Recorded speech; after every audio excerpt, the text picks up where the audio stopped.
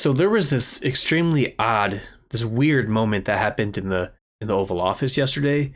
So Gretchen Whitmer, who's the Democratic governor from Michigan, is working with Donald Trump on opening some air base, some military base in Michigan, I guess. So in this clip, she's hanging out with him in the Oval Office. I think she's just sitting there waiting for him to sign the executive order on the thing that she's working with him on. But there's this moment that I'm about to show here that completely shocked everyone, mostly Republicans and MAGA supporters. They were so confused by why Donald Trump said this. So here's what he said about Gretchen Whitmer. We're honored to have Gretchen Whitmer from Michigan, great state of Michigan. And she's really done an excellent job and a very good person. And we're working on the Selfridge, as you know, the air base. We're trying to get the air base open, keep it open. I think.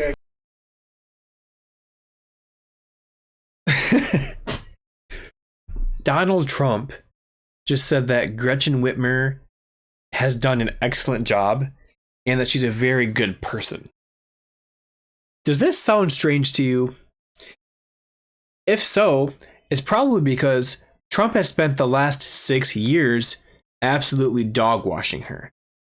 He wouldn't even say her name. He would refer to her as that woman from Michigan. He has publicly said so many horrible things about Gretchen Whitmer. Trump is so consistent with his bashing of her that the MAGA base despises her. If you were to ask a regular MAGA supporter what they think about Gretchen Whitmer, you know what they'd say? They'd say, "Oh, you mean Whitler? You mean that woman from Michigan?" And then they would go on, "Oh, she's communist. She, and then they would start listing all the horrible things that they think that she's done. It's so ingrained in the MAGA supporters here in Michigan that the word Whitmer or Gretchen, it sparks a negative physical reaction in the body. Like they tighten up. They're like, ugh. Like that's the reaction that they get. So that's what makes this moment so weird, right? Like he's saying that she's done an excellent job, but isn't it so odd that he would say these things after 6 years of dragging her name through the mud? This has MAGA supporters so confused right now. But they're not the only ones that are confused about Trump's praise of Governor Whitmer. Liberals and progressives like myself, we're super confused. Is this proof that Gretchen Whitmer has officially bent the knee to Trump's and his administration's coercive threats? Liberals and progressives are pissed off at Whitmer because she later on put out a statement regarding this interaction because she was getting a lot of heat for being in the room when Trump was signing all these executive orders, and she didn't look like she was showing any opposition whatsoever. She put out a statement that talked about the tariffs, like the Trump tariffs that have been implemented, the across-the-board tariffs. And she said something to the effect of, "In principle, we agree with Trump's tariffs. However, how he's implementing them is bad and dangerous for Americans. But we agree with him that our that trade deficit is hurting Americans." She said something stupid like that. As many progressives, many liberals are not happy with Whitmer's framing of that situation because it gives power to Trump's diabolical maniac love fest with tariffs. Here's what some people on Twitter are saying about it. Michigan Governor Gretchen Whitmer's office said in a statement that she was surprised that she was brought into the Oval Office with Donald Trump during his press briefing. Why did she say yes to going there in the first place? In this picture, it looks like she knows she shouldn't be there. Someone said, quote, "She just went to the Oval Office. It's not that deep," end quote. And then he said, first, Gretchen Whitmer didn't just go to the Oval Office. She gave a speech essentially co-signing Trump's tariffs. Then she stood there as Trump signed his BS executive orders.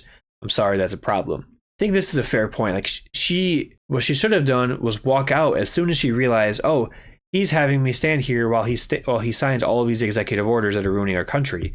And then to make matters even worse, I believe this speech she gave was right before or right after she went to the White House. But essentially in the speech she said, let us usher in, as President Trump says, a golden age of American manufacturing, giving light and power to Trump's horrible backward framing of this golden age ideal that he has. So not only is she quoting in a positive light Donald Trump in speeches, she's standing in the Oval Office, effectively co-signing all of these horrible executive orders that he's signing. It's just not looking good for Gretchen Whitmer right now. This Democratic account says, "Don't jump to conclusions. She looks like she's about to be shot. Is she being blackmailed by Trump? Is she under coercion? We need the facts before we judge." And if you look at the photo, like we already showed the photo earlier, but she does not look like she wants to be there. This Trump account said, "I love President Trump, but I disagree with him 100%. Michigan Governor Gretchen Whitmer is not a good person." I was like, what did he just say? Someone said, "Don't be fooled. Trump knows exactly what he's doing. He knows that Gretchen Whitmer being attached to him will sink her national political future, and she should know that as well." It looks like this account posted a statement from her office that said, "The governor was surprised that she was brought into the Oval Office during President Trump's press conference without any notice of the subject matter. Her presence is not an endorsement of the actions taken or statements made at that event." Why would you say yes to being a part of the press briefing if you didn't know what it was for? This man is diabolical. He is willing to do anything, legal or illegal, to get an upper hand politically. Why would you say yes to this? These regular establishment liberals are posting, here's an account that said, "Gretchen Whitmer is embracing Trump. She's no longer got my support. I'm sorry." So I could go on and show you all the responses from liberals, from progressives, from regular Democrats that are calling her out for this weird exchange that ended up being what effectively it looks like an endorsement of the executive orders that he signed. It looks like an endorsement of the tariffs because of the statement that she put out, half agreeing with it. So I'll be honest, I can't say I'm not disappointed, because even though she probably wouldn't have my full endorsement in 2028 just because she's not progressive, like she postures to the left a little bit, but she's a full-on capitalist, no doubt. But I think she had a solid chance to win in 2028, at least the Democratic primary. I mean, she's got more charisma than Kamala Harris. She's a good speaker. She's smart. I only agree with her politics, maybe 60 or 70%. I think, we need true left-wing policies. We need democratic socialism here in America, or some form of that. And she doesn't support that really at all. But if I had to choose between President Gretchen Whitmer versus a President J.D. Vance, for instance, of course I would choose Whitmer 100 times out of 100. No doubt. So yeah, this is really disappointing. And I guess it's a good thing, because now we can narrow down our choices for 2028.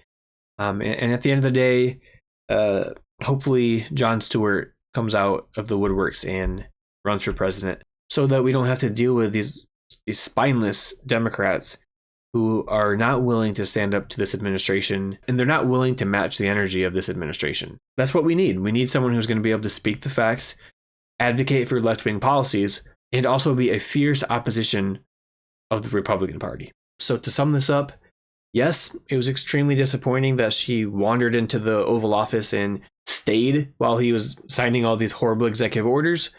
But on the bright side of things, we're starting to narrow down our list of potential presidential nominees. We're starting to narrow down who the best people are to oppose whoever is running for the Republicans in 2028.